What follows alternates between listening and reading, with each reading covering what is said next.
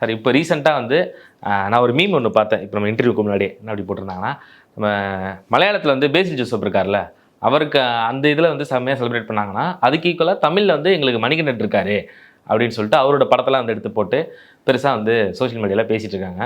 So அந்தளவுக்கு கதையெல்லாம் வந்து செம்மையாக சூஸ் பண்ணி கரண்ட் டைமில் வந்து இப்போ கலக்கிட்டு இருக்காரு.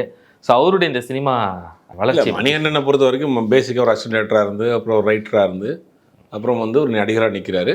அது என்னென்னா மணிகண்டன் ஒரு பெரிய ப்ளஸ் என்னென்னா, ஒரு நம்ம ஒரு நடிகருக்கு உண்டான எந்த விதமான ஒரு இதுவும் இருக்காது, அலங்காரமும் இருக்காது. ஒரு நம்ம தெருவில் இருக்கிற ஒரு பையன் மாதிரி, பக்கத்து வீட்டு பையன் மாதிரி, நம்ம டிக்கெட்டில் பார்க்குற ஒரு நபர் மாதிரி யதார்த்தமான ஒரு முகம். அது கரெக்டாக வந்து அவருக்கு செட் ஆயிடுச்சு.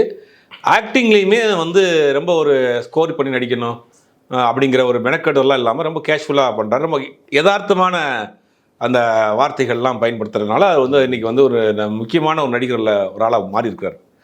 சமீப காலமாக அவர் நடித்த எல்லா படமுமே ஹிட் தான்.